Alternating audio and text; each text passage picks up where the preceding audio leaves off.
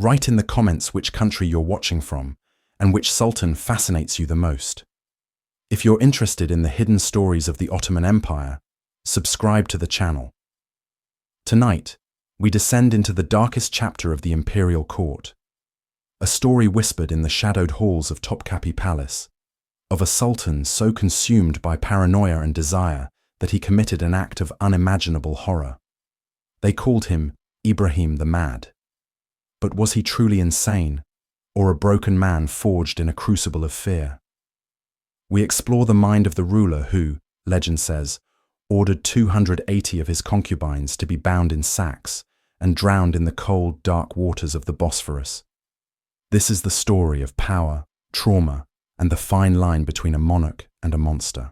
In the heart of the sprawling Topkapi Palace, a world of absolute power and unparalleled luxury, there existed a place of exquisite torment. It was not a dungeon of stone and iron, but a suite of opulent rooms known as the Kafes, the cage. Here, silk pillows muffled silent screams, and gilded bars cast long shadows over the lives of Ottoman princes. This was the world of Ibrahim. For 22 years, from the tender age of 2, this was his entire existence. The Kafes was an innovation born of a brutal tradition.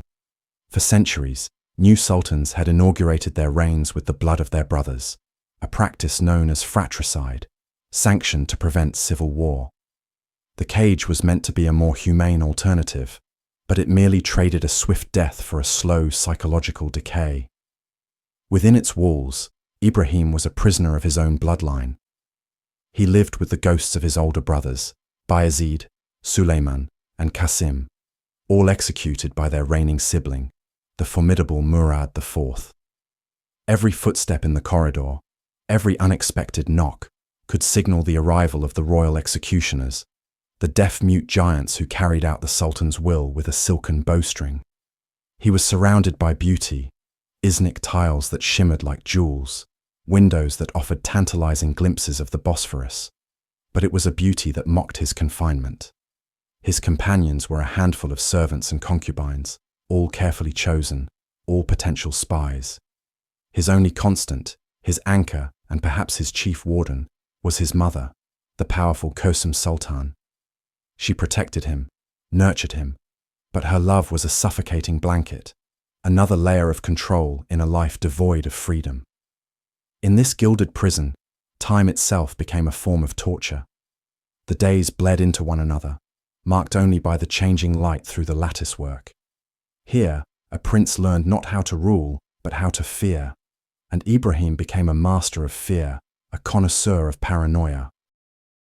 His mind, starved of purpose and fed on terror, began to fray at the edges, warping under the pressure of a single agonizing question. Would he ever leave the cage alive? While Ibrahim languished in the Kafes, the Ottoman Empire was ruled by a man who was his complete opposite. His older brother, Sultan Murad IV, was a titan, a force of nature. He ascended the throne as a boy, but seized power with the ferocity of a lion, restoring order to an empire teetering on the brink of anarchy. Murad was a warrior sultan in the mold of his great ancestors. He was a man of immense physical strength, famed for his mastery of the javelin and the blade. He led his armies from the front, retaking Baghdad from the Safavids in a brutal campaign that became legendary. But his strength was matched by his cruelty. To consolidate his power, Murad unleashed a reign of terror upon Istanbul. He stalked the streets in disguise, personally executing those who broke his strict prohibitions on tobacco, coffee, and alcohol. His Grand Vizier was executed for simply annoying him. His personal physician was put to death for a minor error. For Ibrahim, locked away in the palace, Murad was not a distant emperor, but a terrifying, ever-present threat. He was the monster in the story of his life. Ibrahim had witnessed firsthand the lethal nature of his brother's paranoia. He had heard the screams, or perhaps the chilling silence, that followed the executions of his other brothers. One by one, they were eliminated. Bayezid, a potential rival, strangled after a perceived slight. Suleiman and Kösem, also judged to be threats, met the same fate. Each death brought the bowstring closer to Ibrahim's own neck. He was the last one left, the final male heir of the House of Osman, besides the Sultan himself. This did not make him safer. It made him a singular focus of Murad's suspicion. Every day, Ibrahim expected the summons. He lived in the shadow of a brother who had proven, time and again, that blood was no protection from his wrath. The fear was not just of death, but of Murad himself, a figure of absolute, unpredictable and violent power who held Ibrahim's fragile life in his hands. In the winter of 1640, the Titan began to crumble. Sultan Murad IV, the conqueror of Baghdad, the terror of Istanbul, was dying. Years of hard living and excessive drinking had ravaged his body, and at the age of just 27, he lay on his deathbed, consumed by fever and cirrhosis. But even as death approached, his cruelty did not wane. In a final venomous act of paranoia, he gave one last order: execute Ibrahim. In his delirium, Murad reasoned that if he must die, the Ottoman dynasty would die with him. He could not bear the thought of his broken, terrified brother succeeding him. The Grand Vizier, Kara Mustafa Pasha, received the command. It was treason to disobey a sultan's order, but it was madness to obey this one. The extinction of the imperial line would plunge the empire into a catastrophic civil war from which it might never recover. The fate of the world's most powerful empire rested on the life of one traumatized man locked in a cage. As palace officials debated their impossible choice, a higher power intervened: Kösem Sultan. The Valide Sultan, mother to both the dying ruler and the condemned prisoner, would not allow the dynasty she had served for decades to perish. She moved swiftly, using her immense influence to countermand her son's dying wish, arguing that the empire's survival superseded the Sultan's final command. While Murad breathed his last, his executioners were held at bay. Soon after, the news was official: the Sultan was dead. A delegation, led by the Grand Vizier, made its way to the Kafes. The moment Ibrahim had spent his entire life dreading had finally arrived, but the message they brought was not death, it was power.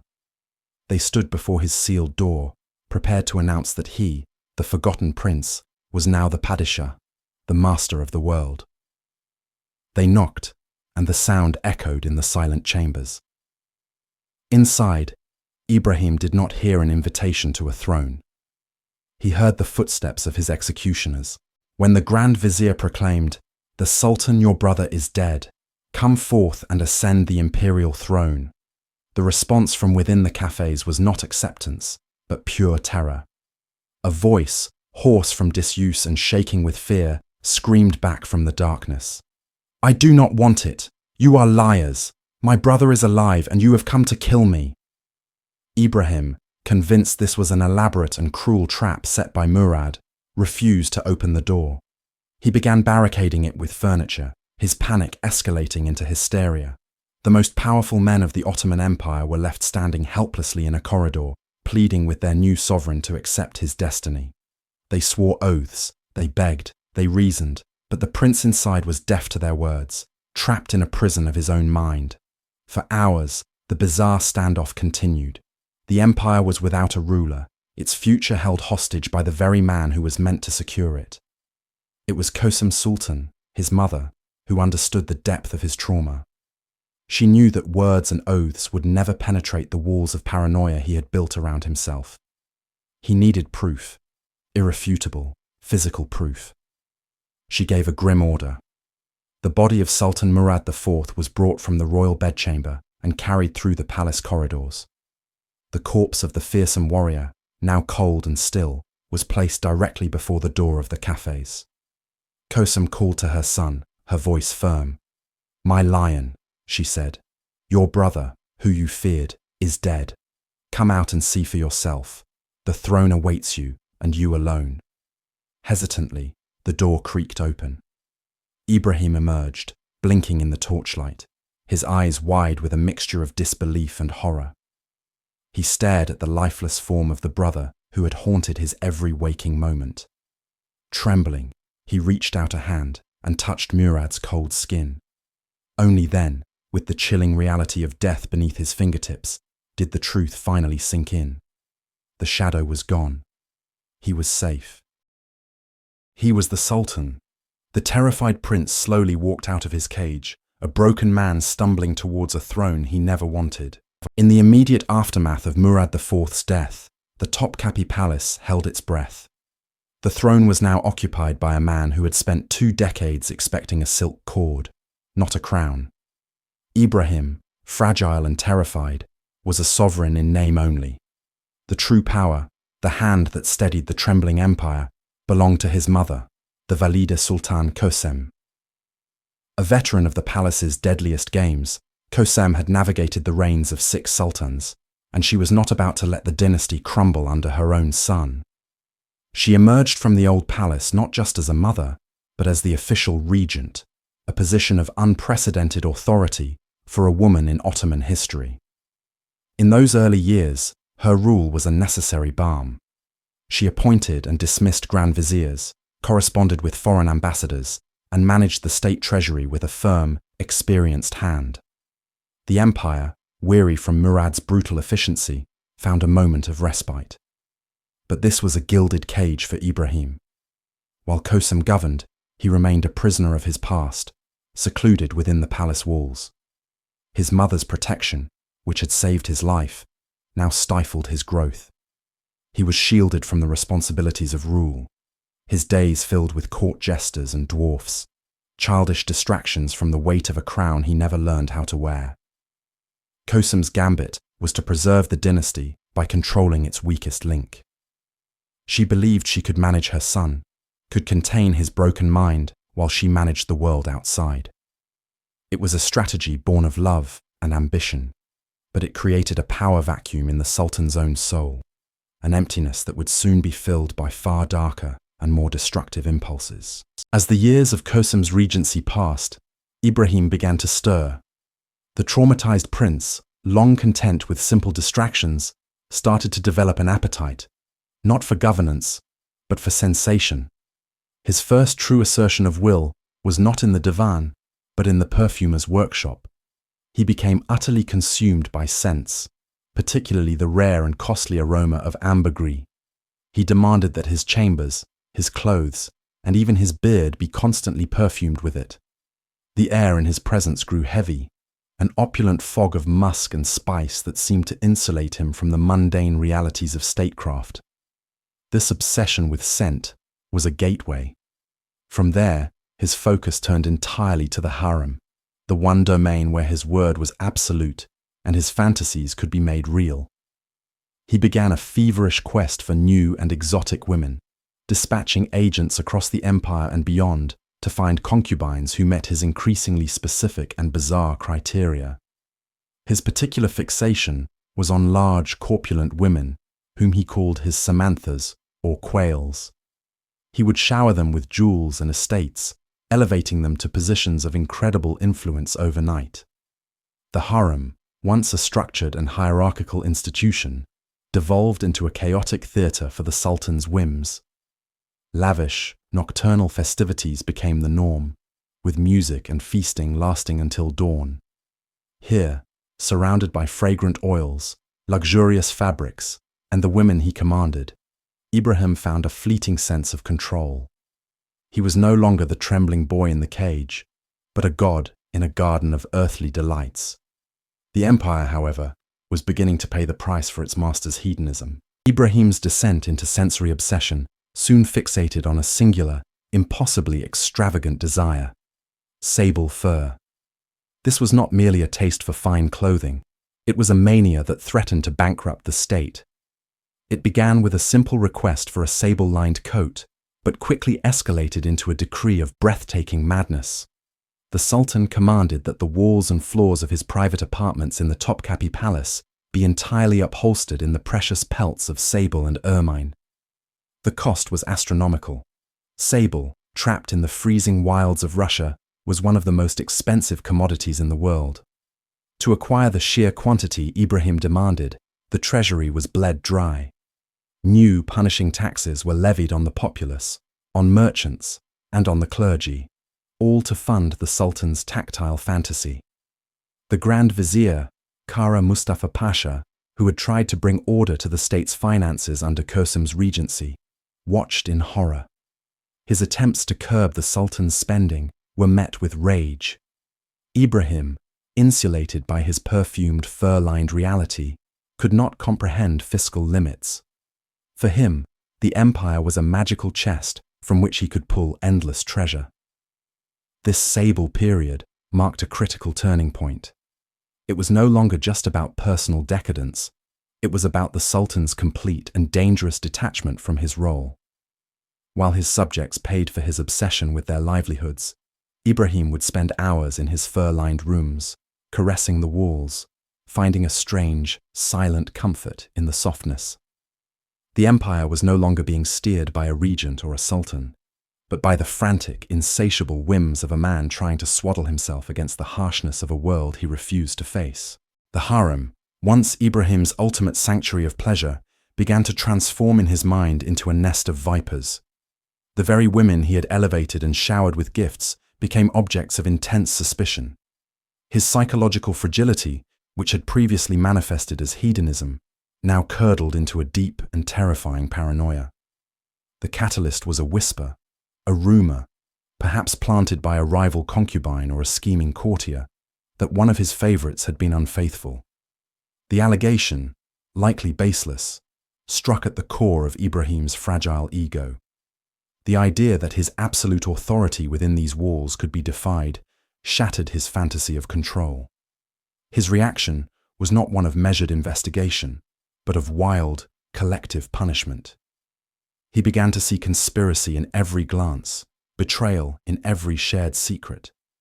The laughter and music that once filled the harem corridors were replaced by a tense, fearful silence. Ibrahim would conduct terrifying interrogations, demanding his concubines and eunuchs report on one another. Loyalties shifted like sand as everyone sought to avoid the Sultan's unpredictable wrath. His favorites of yesterday could become the victims of tomorrow. He grew particularly obsessed with the idea that a story from a book he was reading, about a monarch betrayed by his entire court, was a reflection of his own reality.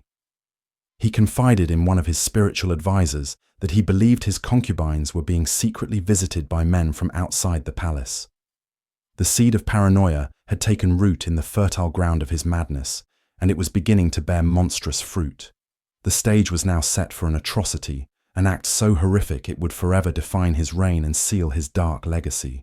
Within the gilded confines of the Topkapi harem, a new and peculiar obsession began to consume Sultan Ibrahim.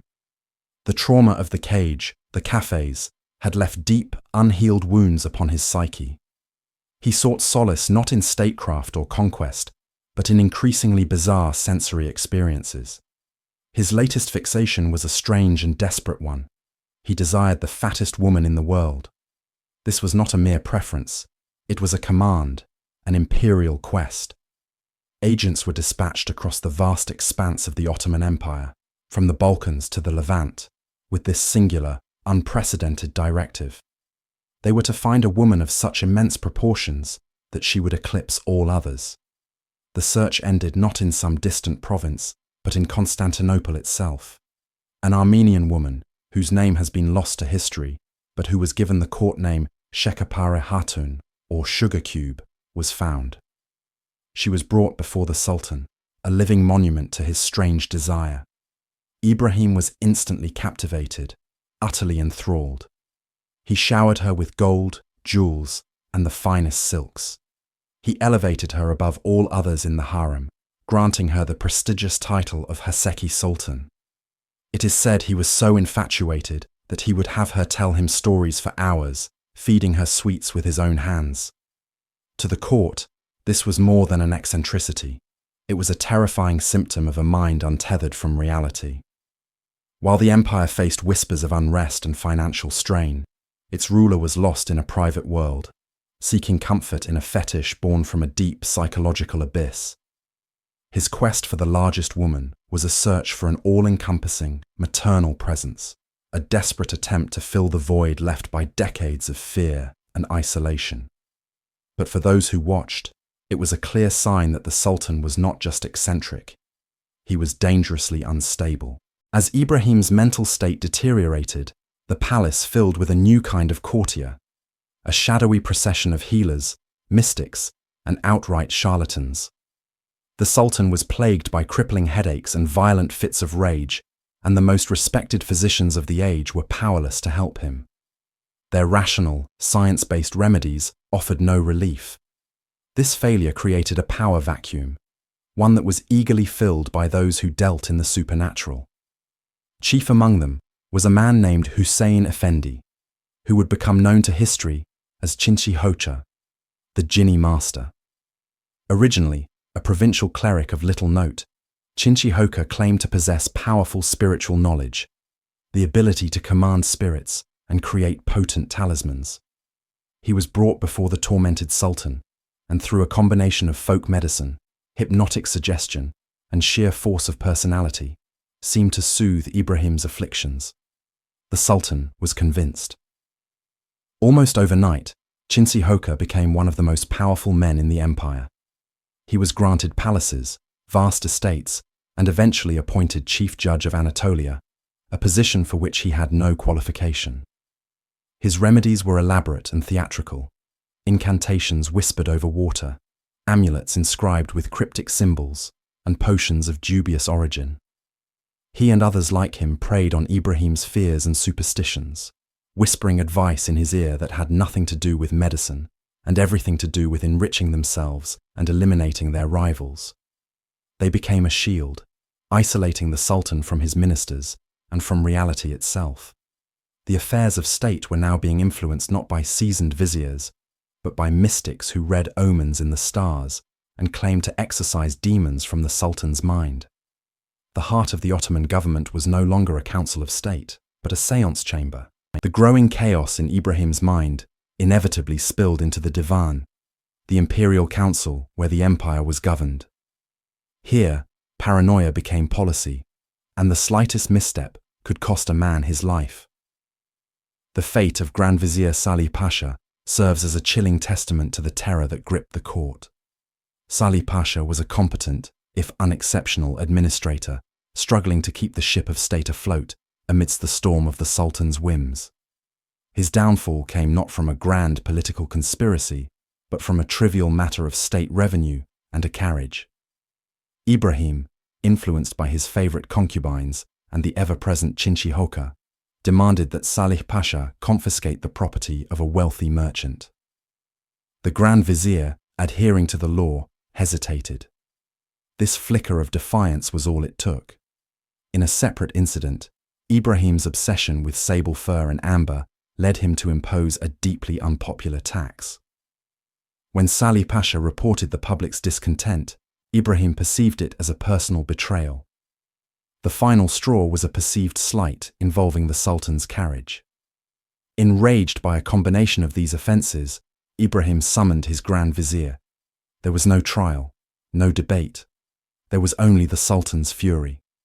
In a fit of rage, Ibrahim lunged at Salih Pasha himself, tearing at his beard before guards dragged the terrified vizier away. The execution order was given on the spot. Within hours, the man who had been the second most powerful figure in the Ottoman Empire was strangled. His lifeless body was delivered to his home, a brutal message to every other official in Constantinople. Loyalty was not enough. Only absolute, unquestioning, instantaneous obedience to an unstable mind could guarantee one's survival. Statecraft had been replaced by a reign of terror, where the law was whatever the Sultan decreed in his latest moment of madness. While the court was paralyzed by intrigue and fear, a spark was lit in the Mediterranean that Ibrahim's volatile nature would fan into a raging inferno. The catalyst was an act of piracy. A squadron of the Knights of Malta, the sworn Christian enemies of the Ottomans, intercepted a high-profile Ottoman convoy sailing from Alexandria to Constantinople. On board were pilgrims returning from Mecca, including the former chief black eunuch of the Harem and one of Ibrahim's favoured former wet nurses. The knights seized the ship, its vast treasure, and its passengers, taking them to their sanctuary on Venetian-held Crete. For any other sultan, this would have been a serious diplomatic incident, a matter for negotiation, and perhaps a punitive naval expedition. For Ibrahim, it was a profound, unforgivable insult. His rage was volcanic. He cared little that the Knights of Malta were the perpetrators. In his mind, the Republic of Venice was culpable for sheltering them. He would make them pay. Ignoring the counsel of his few remaining rational advisers, who warned of the immense cost and difficulty, Ibrahim ordered the unthinkable, a full-scale invasion of Crete. In 1645, a massive Ottoman armada, one of the largest assembled in decades, set sail. It was a colossal gamble, launched not from strategic calculation, but from a wounded ego. The war for Crete would become a bloody, protracted quagmire, a conflict that would drain the Ottoman treasury and bleed its military for over 2 decades. It would outlive Ibrahim himself, a lasting monument to his impulsiveness.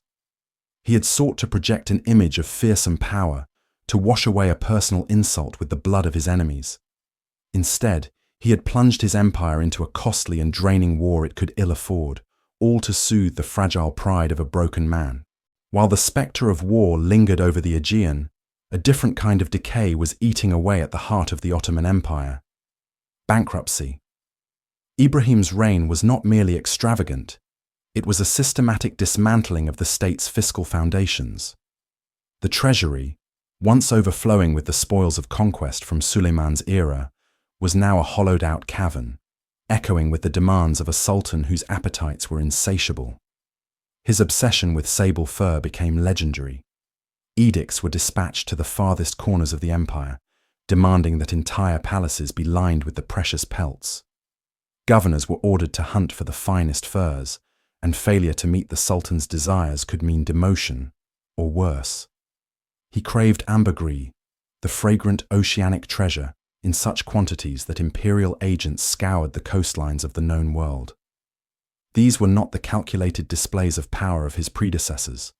They were the frantic, compulsive whims of a man-child on the throne.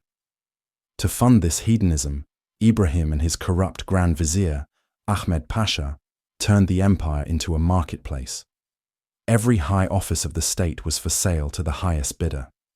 Governorships, military commands, and even judicial positions were auctioned off, not based on merit or experience, but on the weight of the gold offered. The new office holders, having paid a fortune for their posts, would then mercilessly tax the populace to recoup their investment and turn a profit. The cycle of corruption was absolute. The peasantry starved, the merchants were ruined, and the soldiers went unpaid, all so the Sultan could surround himself with sable, amber, and sensuous delights. The empire was no longer a divinely ordained state. It was a commodity, being sold piece by piece to finance the fantasies of its broken ruler. There is a sacred pact between an Ottoman sultan and his janissaries. He leads them to victory and glory, and they, in turn, are his sword and shield. Ibrahim broke this pact. While he indulged in the perfumed halls of the Topkapi palace, his elite soldiers were bleeding and dying in the trenches of Crete. The war against Venice, sparked by an act of piracy, had devolved into a brutal, grinding siege of the city of Candia. It was a meat grinder, consuming men and resources with no decisive victory in sight. From the front lines, reports reached Istanbul of appalling conditions, dwindling supplies, and mounting casualties. Yet, the Sultan seemed utterly indifferent. His focus was on his harem, on his furs, on his increasingly bizarre obsessions. Worse than the indifference was the insult. The janissaries' pay, the lifeblood of their loyalty, was often delayed for months. When it did arrive, it was frequently debased coinage, its silver content reduced to fund the Sultan's latest whim. The men who had once made European kings tremble were now being paid in worthless metal. A deep, simmering rage began to build in their barracks. The Aga, their commander, found it increasingly difficult to maintain discipline. These were not peasants to be trifled with. They were the most powerful military force in the land, the kingmakers and the kingbreakers of the empire. They saw the state's wealth being squandered on jewels and concubines, while they lacked proper equipment and food. They heard tales of offices being sold, of justice becoming a commodity. The sword of the empire, the very instrument of its power, was beginning to turn inward. Every delayed payment, every report of incompetence from Crete, every story of palace decadence was another motion sharpening the blade. The sword of Damocles now hung precariously over Ibrahim's head, held not by a single hair, but by the fraying loyalties of 10,000 angry men. Of all the tales of Ibrahim's madness, none is more chilling, more haunting, than the story of the night he drowned his harem. It is a story steeped in the dark waters of the Bosphorus, a legend that has become inseparable from the man.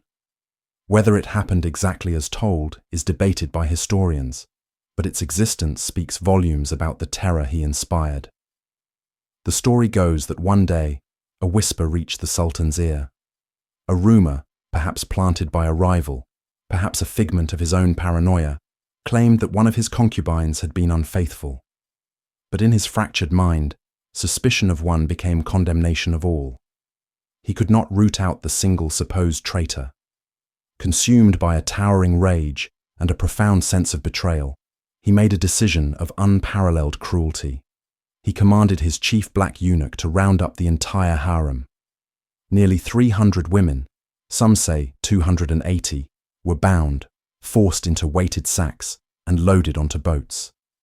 Under the cold gaze of the moon, the boats were rowed out to the middle of the Bosphorus, that deep, swift channel separating Europe and Asia.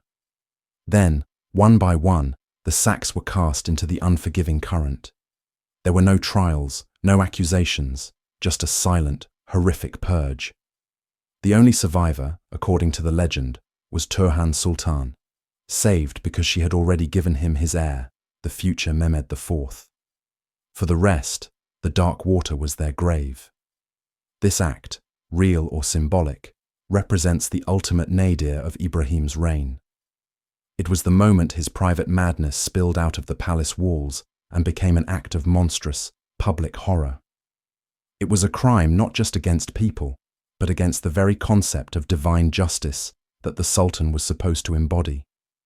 The Bosphorus, the beautiful artery of his capital, was forever stained by the memory of his depravity. An empire can survive an incompetent ruler. It can weather a cruel one, but it cannot long endure a leader who is perceived as both mad and impious. The alleged drowning of the harem was the breaking point. The story, spreading through the capital like wildfire, horrified every level of society. It was the final piece of evidence for what many in the halls of power already knew. The Sultan was unfit to rule. The conspiracy that would unseat him was not born in the shadows, but in the highest offices of the state. The Grand Vizier, Sofu Mehmed Pasha, and the Aga of the Janissaries, Kara Murad Aga, knew that military force alone was not enough. To depose the Caliph, the shadow of God on earth, required a higher authority. They needed the sanction of Islamic law. They went to the Sheikhul Islam, Abdurrahim Effendi, the highest religious authority in the empire. In a tense, secret meeting, they laid bare their case. They spoke of the empty treasury, the selling of offices, the disastrous war in Crete, and the neglect of state affairs. They spoke of the Sultan's debauchery, his rages, his paranoia, and finally, the unspeakable crime on the Bosphorus. They asked the Sheikhul Islam a carefully worded question. Is it permissible under Sharia law to depose a ruler who violates the laws of God and brings ruin upon the believers? The Sheikhul Islam, a man of immense gravity and power, listened. He understood the weight of his decision. To rule against the Sultan was treason. To rule for him was to condemn the empire. After careful deliberation, he gave his answer. He issued a fatwa, a legal religious opinion, declaring that a ruler who was mentally unsound and who violated the sacred laws was not fit to hold the throne. It was the death warrant for Ibrahim's reign. Armed with the fury of the Janissaries and the blessing of the clergy, the conspirators now had the legitimacy they needed. The coup was no longer a rebellion. It was a righteous act to save the state. By August of 1648, the patience of the Ottoman state had been ground to dust. The disastrous Cretan war bled the treasury, the sale of offices had corrupted the administration to its core, and the Sultan's increasingly bizarre and costly whims had become an existential threat. The breaking point arrived not with a bang, but with a calculated, chilling whisper that grew into a roar. The conspiracy was a tripartite alliance of the empire's most powerful forces. The Janissaries, the elite infantry corps, were seething over delayed pay and a war they were losing. The ulama, the clerical elite led by the Grand Mufti, were scandalized by Ibrahim's flagrant disregard for Islamic law and public morality. And the ultimate architect, lurking in the shadows of the harem, was his own mother, the Valida Kösem Sultan. She had placed him on the throne, and she would now remove him. She saw that her son's erratic rule not only endangered the empire, but more critically, her own power. Her 7-year-old grandson, Mehmed, was a far more malleable instrument. On August 8th, the plot was sprung. The Janissaries and the ulama gathered at the Fatih Mosque, their grievances unified into a single demand. They marched to the Topkapi palace, their numbers swelling, their purpose grim. They did not call for Ibrahim's head, not yet. They called for his deposition. Inside the palace walls, Ibrahim was cornered. His few remaining loyalists were powerless against the tide. The conspirators demanded an audience. Trembling, the Sultan faced them from a high window. The Grand Mufti read the charges, a litany of failures and sins.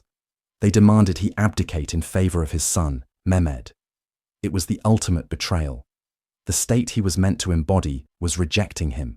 His army, his clerics, and his own mother had conspired to unmake him, using his own child as the instrument of his downfall.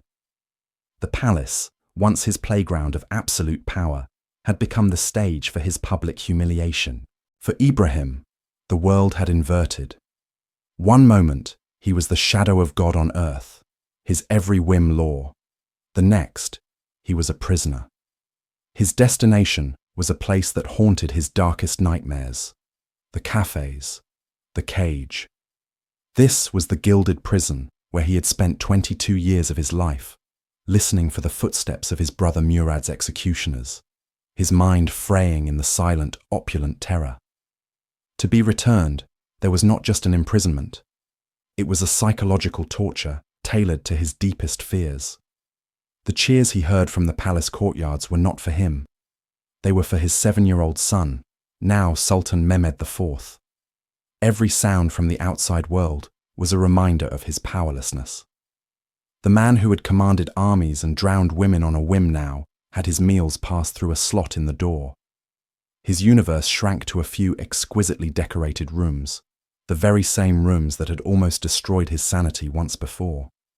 In those 10 days of confinement, what horrors did his mind conjure? He would have paced the carpets, his sable-lined robes now a mockery. He cried, he begged, he raged against the locked doors. He sent pleas to his mother, Kösem, not understanding that she was the architect of his ruin. He could hear the whispers of the guards, the silent, watchful eyes that were always there. The Kafes was no simple cell. It was a psychological weapon. It was designed to break the spirit of princes, to render them unfit to rule. For Ibrahim, who had escaped it only to be thrust back in, the experience was devastating. The terror of his youth returned, magnified by the memory of the absolute power he had just lost. He was no longer a potential heir waiting his turn. He was a deposed monarch, a dangerous liability whose very existence was a threat to the new regime. The cage had reclaimed him, and this time there would be no escape. The new regime was built on a foundation of fear.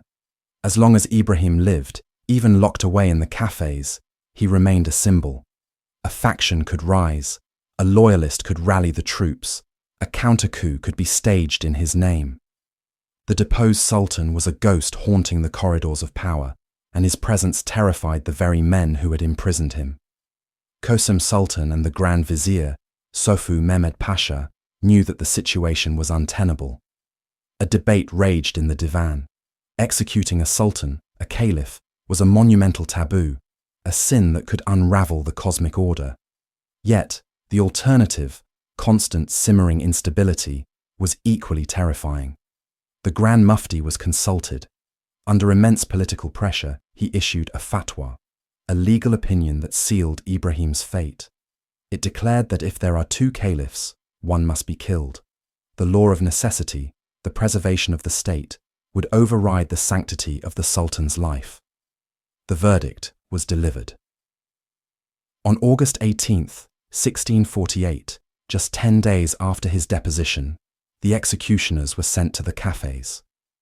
The chief executioner, Kara Ali, was a man chosen for his ruthlessness.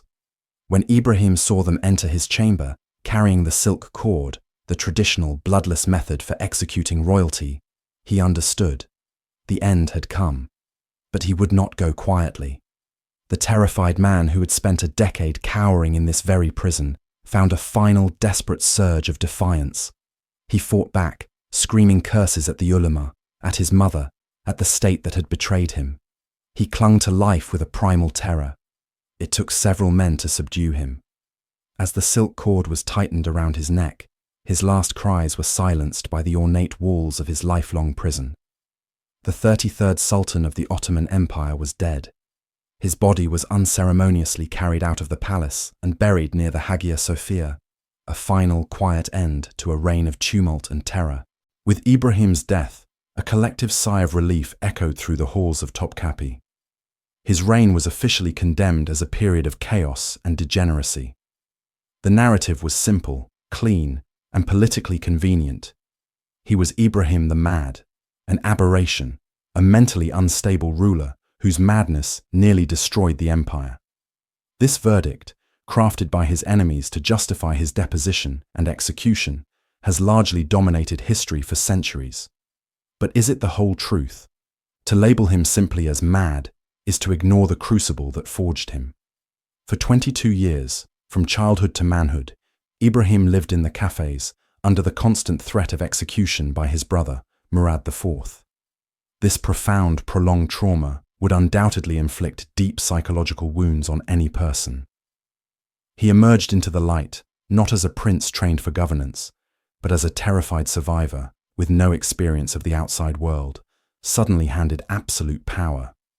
His paranoia, his desperate search for pleasure, his erratic behavior, can these not be seen as the tragic consequences of his upbringing?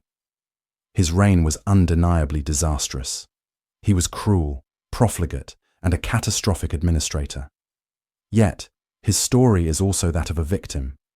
He was a victim of the brutal Ottoman law of succession, a victim of the psychological torture of the Kafes, and ultimately a victim of his own mother's ambition. Kösem Sultan, who had maneuvered to save him from Murad, did not hesitate to destroy him to preserve her own influence, placing her 7-year-old grandson on the throne to begin a new era of her regency. Ibrahim was a broken man placed in a position that demanded an iron will. He was a tool used and discarded by more capable political players. Was he a madman? Perhaps. But he was also a man who was systematically broken by the very system he was meant to lead. His legacy is a dark mirror, reflecting not just the flaws of a single man, but the inherent cruelty and instability at the heart of imperial power.